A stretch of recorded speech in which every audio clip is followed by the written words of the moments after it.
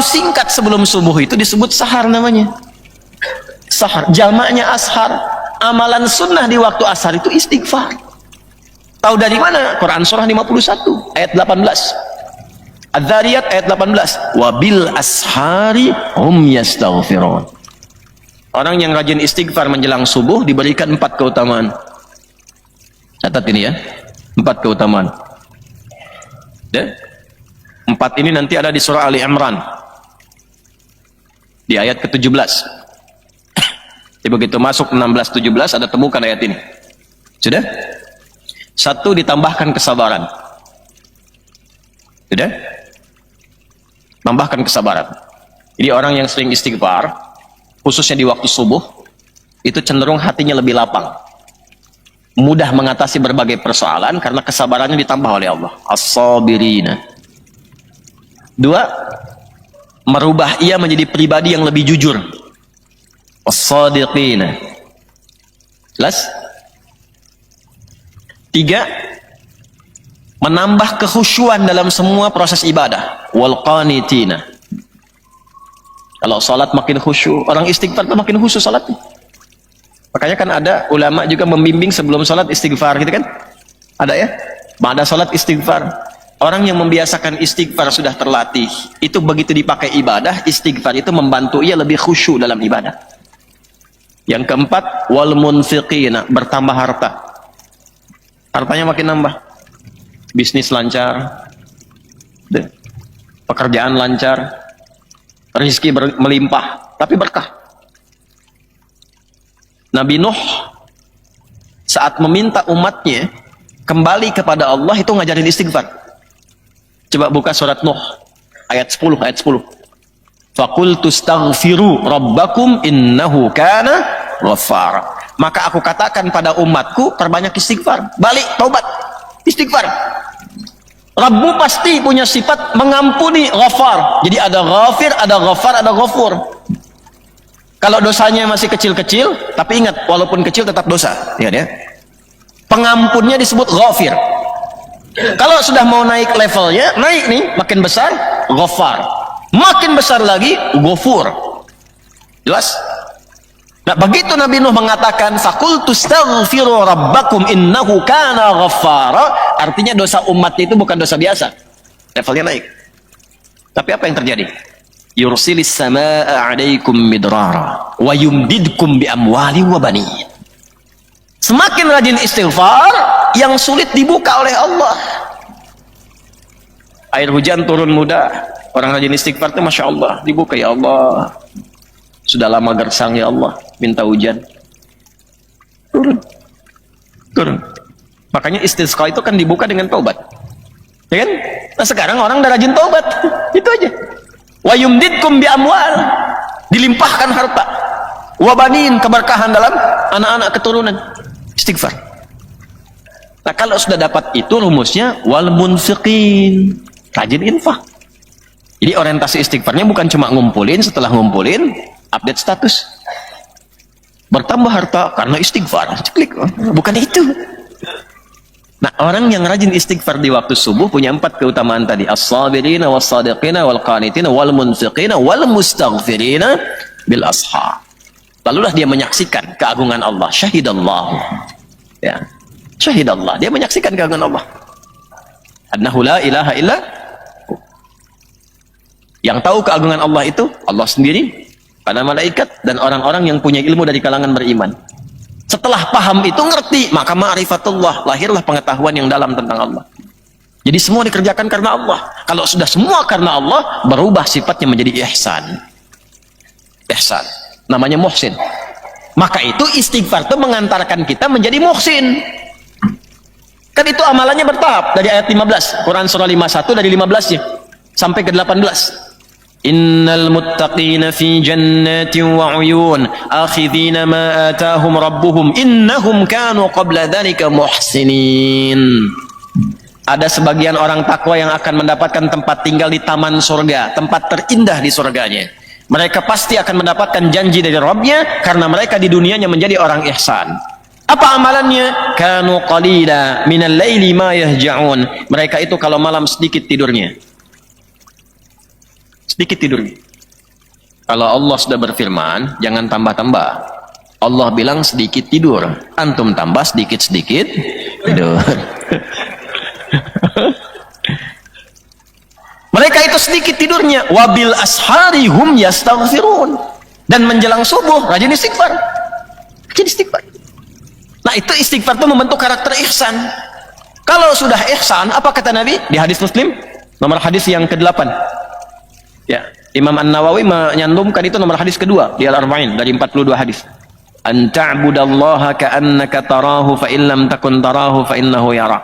Engkau jadikan semua kegiatanmu sebagai ibadah karena Allah. Walaupun kau tak mampu menatapnya, engkau meyakini sedang ditatap oleh Allah. Allahu Akbar. Makan, minum, ibadah. Beda. Berpakaian ibadah. Dan merasa disaksikan Allah. Antum kalau kerja, merasa disaksikan Allah. Nggak mungkin nipu, akhi. Nggak mungkin korupsi. Merasa disaksikan. Dan Anda meniatkan pekerjaan itu untuk jadi ibadah. Jadi kalau pulang, nggak mungkin bawa yang haram. Minuman nggak mungkin cari yang haram kalau merasa disaksikan Allah. Karena niat minumnya untuk ibadah. Kalau berumah tangga nggak mungkin nyakiti pasangan. Kenapa? Karena merasa ibadah. Ya. KDRT, KDRW, KD Camat tuh nggak ada tuh. Nggak ada. Kenapa? Karena merasa ibadah. Ibadah. Nah, balik ke sini, majlis ilmu itu, apalagi kajiannya kalau subuh, berangkat, itu isi dengan ibadah. Di jalan sibukkan, minimal istighfar. Doa. Doa. Nah, semua tapak kita, antum naik di mobil, di kendaraan, Allah. Kalimat-kalimat kita itu dihitung, dicatat, itu yang menggugurkan dosa. Kan belum tentu nyampe ke tujuan. Kalau sudah kemudian ada majlisnya, mau berangkat di jalan tiba-tiba wafat, itu perintah Allahnya langsung. Faqad waqa'a ajruhu 'ala Allah. Tuliskan pahalanya, diterima taubatnya. Taubat diterima artinya gugur dosanya. Seorang bunuh 100 orang. Konsultasi pada seorang kiai. Kata kiai ini, mohon maaf, ini pekerjaan Anda spesial. Yang punya spesialisasi bimbing seperti ini, ada kiai fulan di tempat sana. Kalau anak kemampuannya cuma nyampe sini, rekomendasikan dah ke sana. Di sana aja, itu lebih bagus bimbing daripada saya. Tuh kiai bagus begitu. Dulu ulama begitu. Kalau merasa bukan bidangnya, direferensikan, bukan membedahkan. Itu. Dia tidak harus menguasai, tapi memberikan bimbingan supaya orang itu mendapatkan sesuai kebutuhannya. Ustadz apa ini? Oh, saya tidak tahu kalau ini. Datang aja ke majlis fulan ya. Beliau yang lebih paham tentang ini. Nah, begitu caranya. Itu ulama namanya.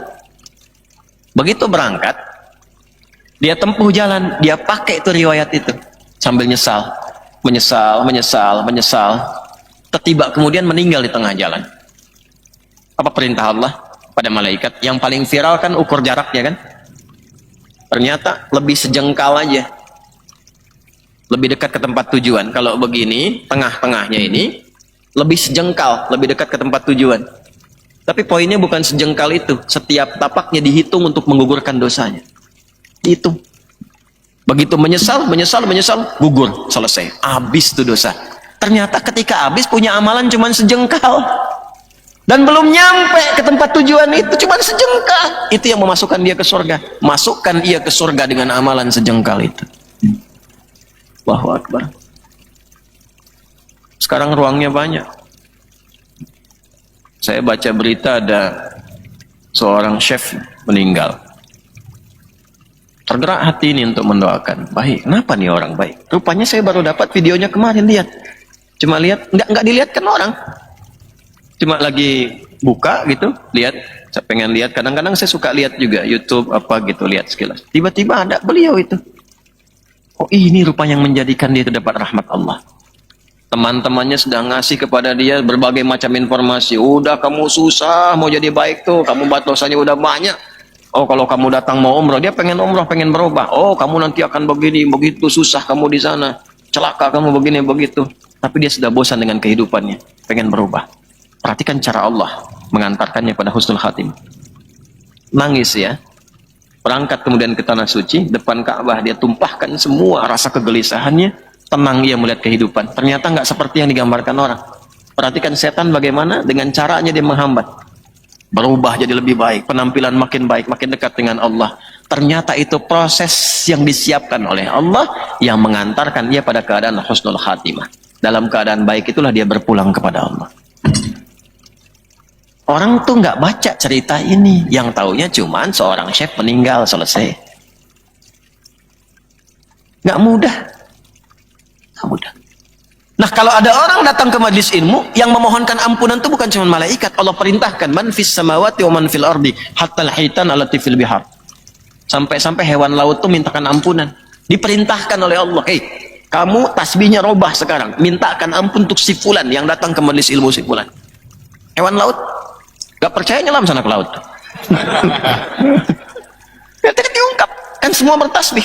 Pohon bertasbih, hewan bertasbih, ada tasbihnya sendiri. Nah, khusus untuk menuntut ilmu, itu saat bersamaan dia berangkat diperintahkan oleh Allah. Kun fayakun, jadi maka jadi. Mintakan ampunan untuk si fulan. Semua mintakan ampunan. Di kita itu lengkap, hewan aja ada tafsirnya. Nabi Yunus ditelannya ikan apa? Bagaimana hewan itu bisa nelan, sedangkan yang ditelan masih hidup? Kalau nggak diperintahkan dengan kuasa Allah, nggak mungkin terjadi. Semua ada babnya, mimpi aja ada babnya. Di kita mimpi aja ada babnya. Gitu. Nah, maka kalau sudah ditampakkan dengan hasil begitu, belum iman juga, dengan cara apa lagi? Nah, riwayatnya sudah ada ini. Jadi Umar bin Khattab memberikan kalimat informasi ini berdasarkan riwayat. Makanya disebut dari termasuk golongan Khulafaur Rasyidin, pemimpin yang diberikan hidayah, petunjuk melalui lisan Nabi. Ikuti nih jejak langkahnya. Ikuti jejak langkahnya. Ya. Jelas? Oke, ini kualifikasi pertama. Jadi dalilnya sudah ada, ayat Qur'annya sudah, hadisnya sudah. Artinya apa? Berangkat ke majlis ilmu, menemui ulama-ulama yang benar sifatnya, benar keadaannya, itu bukan hanya mengantarkan kita mendapatkan tambahan pengetahuan, tetapi dalam saat yang bersamaan berpotensi menggugurkan dosa dan merubah kita menjadi pribadi yang lebih baik. 2, saya agak cepat. Ya, kita berhenti dalam kisaran 10 menit lagi. Ya, jam 8 ada akad nikah ya. Antum pengantinnya. Alhamdulillah. Mudah-mudahan jadi pengantin akhirat ya. Sudah nikah? Alhamdulillah, baik. Yang lain sabar ya. 2, majlis seperti apa yang dimaksud dalam riwayat ini? Karena majlis sekarang banyak. Ya, saya tidak perlu sebut-sebut nama ya, karena saya pun tidak banyak hafal. Tapi kan yang buka pengajian sekarang banyak. Padepokan, ada kan? Yang buka padepokan silat, padepokan ngaji, padepokan macam-macam. Namanya macam-macam lah. Kriteria yang benarnya apa? Langsung Quran surah ke 58. Al-Mujadalah, ayat 11. Ini kriteria majlis yang benar. Menurut Quran ya, jadi saya pakai Quran, pakai hadis, jadi nggak bisa dibantah. Bukan pendapat pribadi. Masa mau bantah Allah kan nggak mungkin.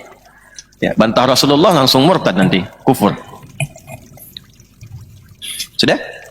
Ya ayyuhalladzina amanu, idza qila lakum tafassahu fil majalis, fafsahu yafsahillahu lakum. Udah kalimatnya jelas tuh, tidak ambigu, terang sekali. Ya ayyuhalladzina amanu, hei semua para pemilik iman dimanapun berada, besar kecil tua muda tanpa batasan. Saya detilkan ya. Ya harfun nida linida'il qarib mutawassit wal ba'id. Alhamdulillah. Huruf panggilan ya itu memanggil objek dengan semua jarak, mau dekat, menengah atau jauh. Disebutkan dalam Quran setidaknya sebanyak 361 kali. Ayyuha, ayyunya munada, fungsinya menguatkan informasi. Haknya tanbih, fungsinya mengingatkan pentingnya informasi. Disebutkan ayyuha sebanyak 150 kali dalam Al-Quran. Alladzina, itu isim mausul, berfungsi jamak, kepada siapapun, tanpa sekat semua golongannya. Laki-laki, perempuan, tua, muda, besar, kecil, semua tanpa kecuali. Disebutkan 1080 kali dalam Al-Quran. Digabungkan, ya ayyuhalladzina amanu, hei semua pemilik iman tanpa kecuali, besar, kecil, tua, muda, laki-laki, perempuan, aku tak peduli status sosialmu, kata Allah. Dimanapun kau berada, aku ingatkan ya, aku tekankan ya. Idza qila lakum tafassahu fil majalis, fafsahu yafsahillahu lakum. jika disampaikan kepada kalian, diinfokan kepada kalian, luaskan majlis-majlis. Kalimatnya jelas. Majalis jama' dari kata majlis. Jelas ya? Jadi yang dimaksud tempat menuntut ilmu yang bisa merubah kita jadi lebih baik, ingat taubat, dekat dengan Allah, berubah jadi saleh, namanya dalam Al-Quran disebut majalis jama' dari kata majlis. Dan perintahnya sederhana. Satu disebut dengan kata iman. Artinya kalau orang punya iman, pasti yang ditujunya majlis, bukan yang lain. Di iman itu standarnya. Kalau Anda mengaku saya punya iman, Anda mau belajar, yang Anda tuju pasti cuma satu tempat, majlis, bukan yang lain. Jadi kalau yang dituju untuk belajar tidak punya sifat majlis, ini menunjukkan tingkat keimanannya. Ini bisa diukur nih, bisa kelihatan. Majlis. Nah, sekarang tinggal dicek iman saya ada di mana. Kalau kemudian hati kita didorong tiba-tiba terbersit satu hal dalam pikiran kita, pengen ke situ, dan itu majlis, ketahuilah bahwa itulah cinta Allah yang sedang ditanamkan pada diri kita. Cepat ambil. Itu ada di Quran surah 29 Al-Ankabut di ayat terakhir. Walladzina jahadu fina lanahdiyannahum subulana. Orang-orang yang langsung merespon petunjuk kami. Dan setiap orang pasti ada bersitan hidayah itu. Seburuk apapun orangnya, pasti ada. Terbersit di pikirannya, apakah saya selamanya akan begini? Ya Allah, bisa nggak saya tobat? Itu kalau ada kalimat begitu, itu tanda kasih pertama dari Allah. Cepat ambil. Allah sedang sayang itu. Dan gak mungkin ada orang yang hidup ditinggalkan, gak mungkin. Pasti diberi hidayah. Fir'aun Fir'aunnya itu dikirimkan 2 nabi ya. Dan diberikan kesempatan sampai akhir hayat. Cuma ya dasar Fir'aun kan gitu. Dan sudah ada Fir'aun, kita jangan ikut-ikutan. Sudah ada Fir'aun yang kaya, sudah ada Korun, nggak usah diikutin. Yang kuat sudah ada Haman. Ditampilkan itu untuk menjadi ibrah, bukan menjadi kisah viral yang diceritakan. Balik ke sini, sifat iman menentukan pilihan kita. Pilih yang mana? Majlis. Ya. Nah sekarang apa sifat majlis itu? Majlis itu dari kata jalasa asalnya. Jalasa yajlisu. Ya, ngajinya pakai sorof yang betul ya. Jangan pakai ilmu utak-atik. Jalasa yajlisu jealous. Tabaya tubuh youtuban. Pas bakayu Facebookan. Jalasa yajlisu. Perhatikan. Tempatnya disebut majlis. Ya, orangnya jalis. Jalasa itu asalnya berpindah dari yang rendah ke tinggi. Kalau lawannya tinggi ke rendah disebut qa'ada. Saya berdiri kemudian mau duduk, itu disebut qa'ada. Sifatnya qu'ud, tafaddal qu'ud. Qu'udan, duduk dari berdiri tinggi ke rendah. Orang yang aktif pensiun duduk disebut mutaqa'id, karena selesai aktivitasnya. Perhatikan jelinya diksi Al-Quran. Anda nggak bisa sholat berdiri, duduk, bukan julusan tapi qu'udan. An-Nisa ayat 103, فَإِذَا قَضَيْتُمُ الصَّلَاةَ فَاذْكُرُوا اللَّهَ قِيَامًا وَقُعُودًا. Ali Imran ayat 191, الَّذِينَ يَذْكُرُونَ اللَّهَ قِيَامًا وَقُعُودًا. Bukan julusan. Sebaliknya, Anda duduk di bawah, saya minta pindah ke kursi ke atas. Tafaddal ijlis. Sifatnya julus, tempatnya majlis. Majlis itu tempat yang bisa mengangkat kita dari derajat rendah ke tempat yang lebih tinggi. Jelas? Nah, apa yang dirubah dan diangkat itu? Langsung ke ujung ayatnya. Yarfa'illahu alladhina amanu minkum walladhina utul ilma darajat. 2 sifatnya. Jadi sifat majlis yang diungkap oleh Umar ini mesti punya 2 sifat. 1, mengangkat iman kita lebih kuat dari sebelumnya. Paling gampang datang ke majlis itu mengingatkan kita dengan Allah. Ingat Rasulullah, ingat wafat, ingat pulang. Majlis itu. Antum baru dengar aja namanya sudah ingat Allah. Nama majlis saya dengar ingat Allah. Nama majlis saya dengar ingat Rasulullah. Dengar nama majlis saya ingat wafat, ingat pulang, mau taubat kita. Itu majlis. Kalau sudah ada tempat yang begitu sifatnya, viralkan, tafassahu, viralkan. Share, jangan sendirian. Kalau sudah masuk, luaskan supaya punya kesempatan dengar semua. Ayatnya maknanya dua. Kalau belum masuk, viralkan.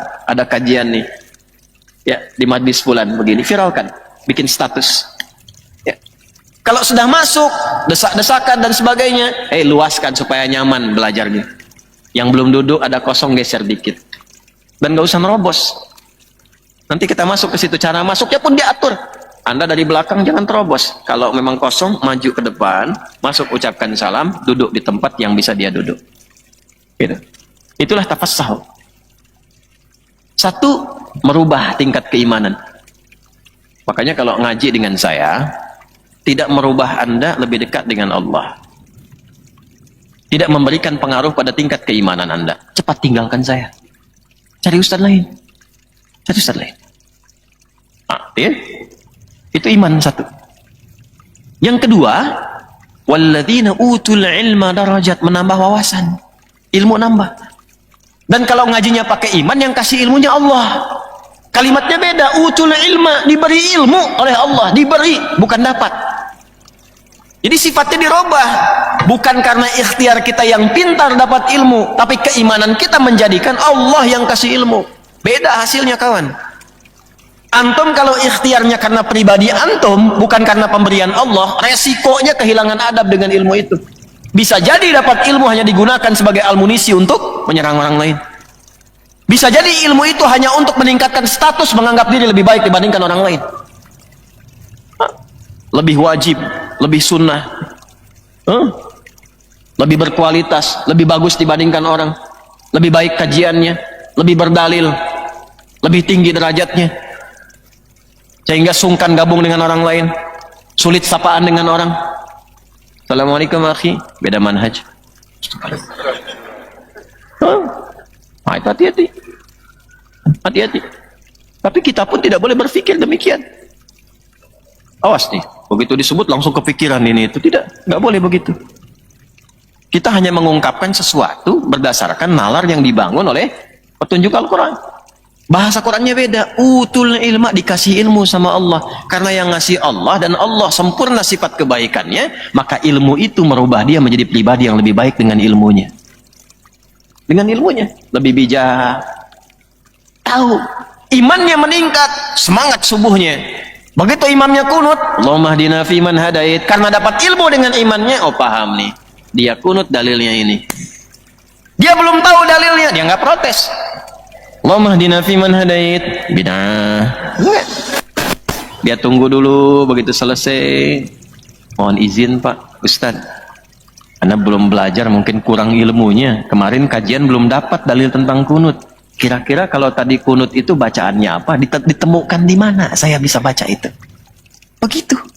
Itu hasil dari didikan majlis ilmu yang hidayah diberikan oleh Allah dengan kalimat utul ilma. Allah yang kasih ilmunya.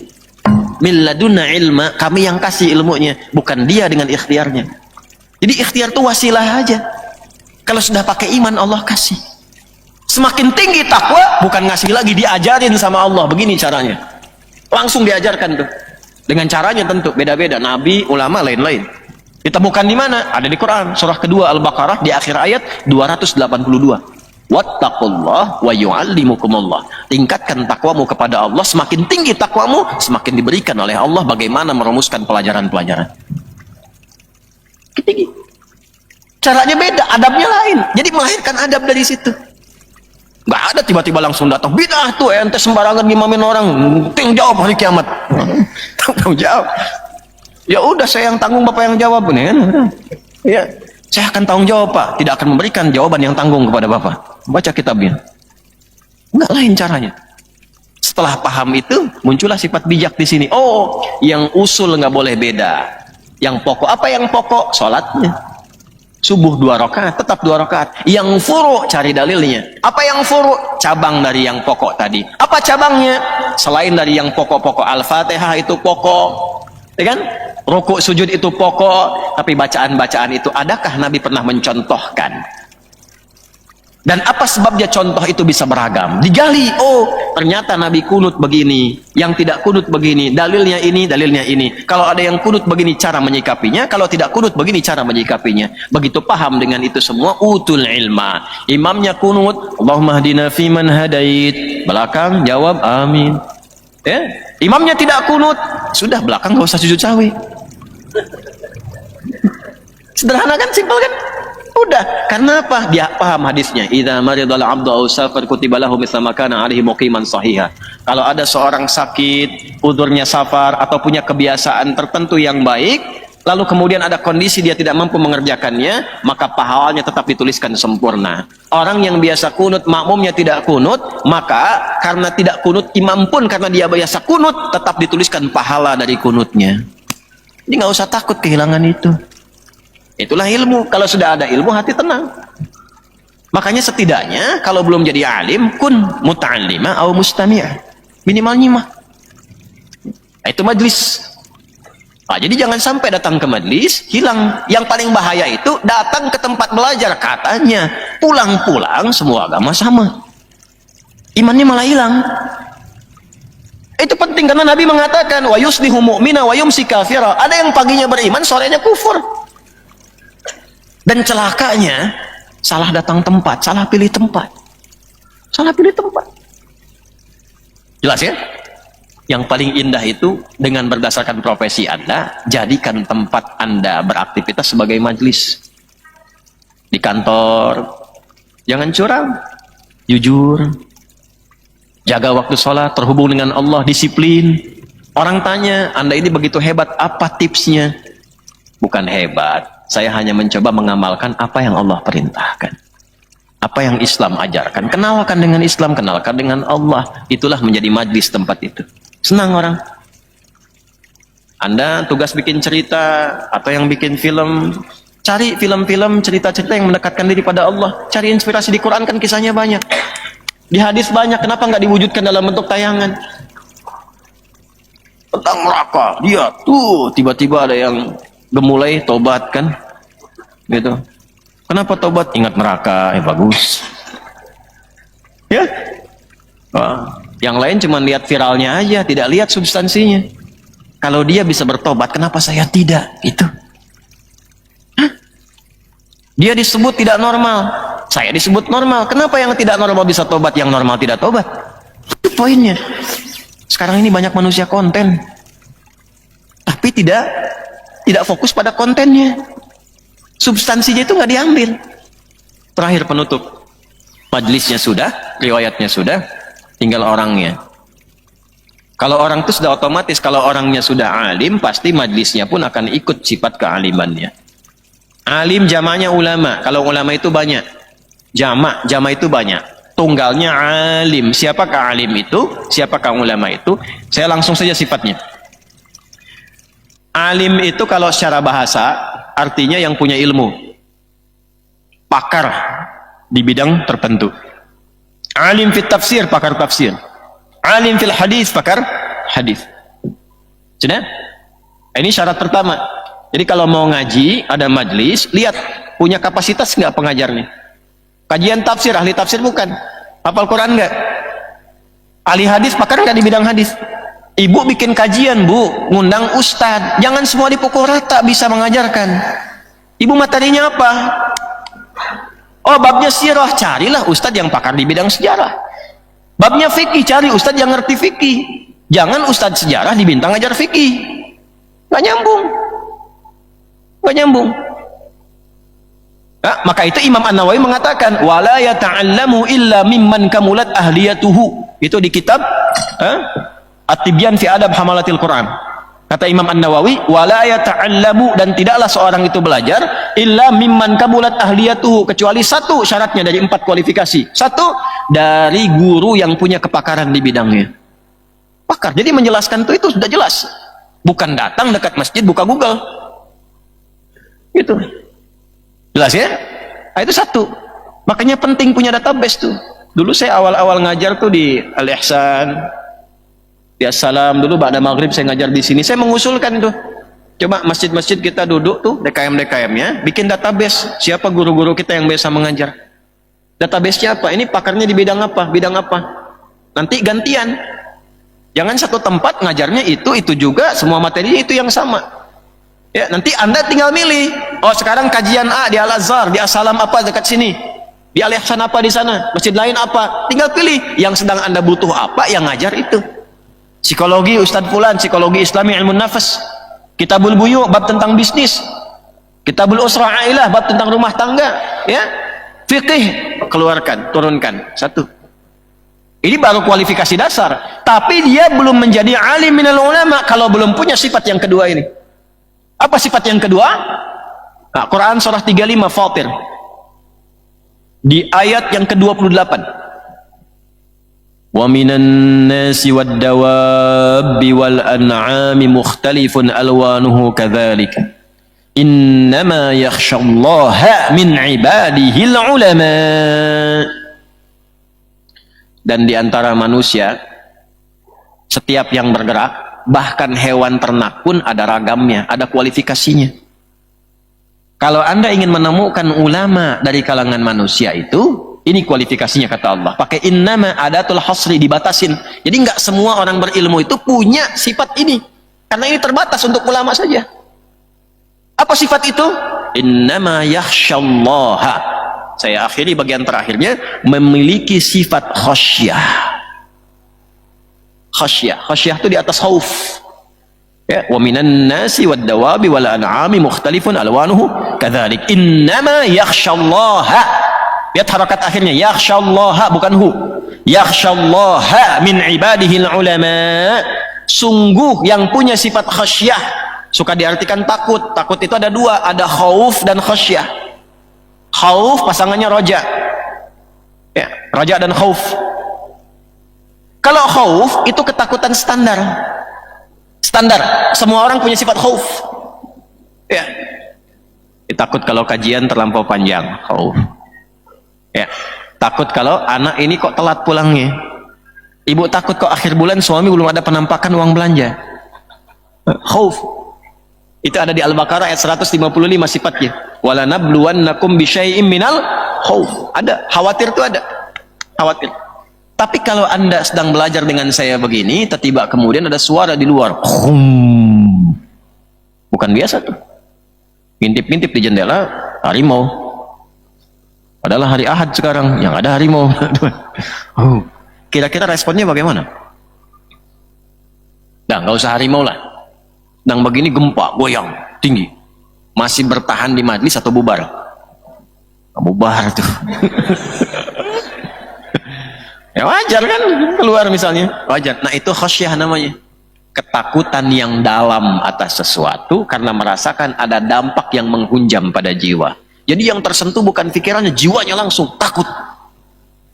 Nah ulama itu punya ketakutan yang dalam pada Allah. Sentuh jiwanya itu sudah merasakan dengan jiwanya, ma'rifatnya sudah dalam. Sehingga dari dalam jiwanya dibentuklah pikirannya, dibentuklah fisiknya. Jadi ulama itu karena takutnya kepada Allah, nggak mungkin dia bertutur kecuali yang dibenarkan oleh Allah. Bicaranya terukur karena takut kalau salah Allah nggak ridho.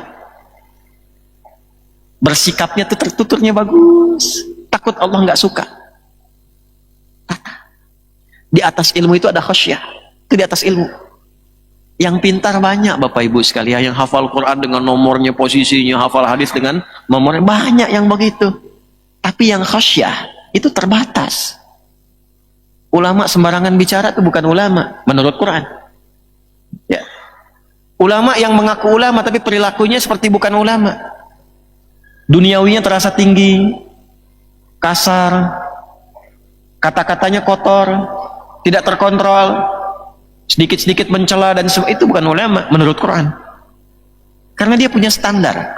Jadi bukan cuma kalau Allah kalau Rasul, kalau itu baru bagian pertama, itu standar dasar.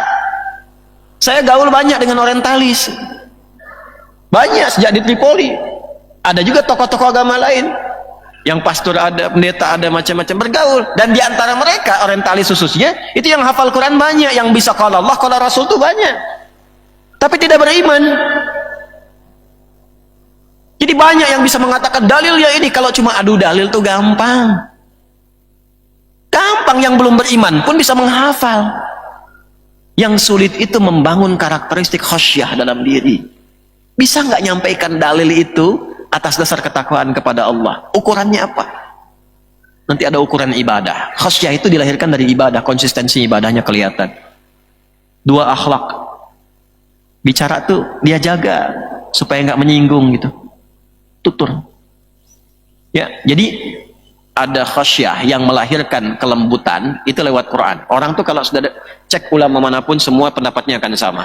Kalau orang sudah jadi ahli Quran pasti lembut. Kalau orang dekat dengan hadis pasti punya hujah. Kalau orang tahu fikih dan usul fikih pasti logikanya begitu kuat. Kalau orang menguasai semua bidang ini, sempurnalah dia sebagai ulama. Ya. Jadi standarnya khasyah. Jadi kalau cuma lihat orang hafal, orang tahu, orang dalil menyebutkan ini itu, tapi tidak terbangun sifat khasyah, konsistensi kebaikannya tidak nampak. Kadang-kadang kotor, ada provokasi dalam lisan dan sebagainya. Ya, cukup tidak harus mencela, cukup diketahui. Oh, yang saya dapatkan dari si fulan ininya saja. Tapi kualifikasi menjadi majlis, tempatnya belum tentu. Jelas? Nanti jika mendapatkan yang seperti ini, kita dapat ilmunya, dapat akhlaknya, dapat kepribadiannya, dapat pengaruh kekuatan iman yang meningkat pada diri kita. Itulah yang dimaksudkan di sini. Kalau sudah ada yang begitu, dengar namanya saja sudah enak, senang gitu. Ya, baru dengar namanya kan sudah senang. Dan itu melintasi zaman. Kalaupun sudah meninggal, tetap dengar nama itu indah. Dengar Umar aja kan langsung baik kita. Dengar Ali langsung baik. Abu Bakar itu langsung baik. Ya. Nah, ulama-ulama begitu, kalau kita dengar langsung menyentuh pada hati kita, itu sudah punya kualifikasi yang dimaksudkan. Dan itulah yang bisa merubah hidup kita dengan izin Allah Subhanahu wa Ta'ala. Nah, ini materi kita kelihatan sederhana, tapi kita sangat membutuhkan materi ini di situasi seperti saat ini. Yang pintar banyak, yang baik, yang sekarang sangat dibutuhkan dalam kehidupan kita. Maka setidaknya, kalau belum menemukan yang baik-baik, setidaknya rubahlah diri kita menjadi lebih baik, lebih dekat dengan Allah Subhanahu wa Ta'ala.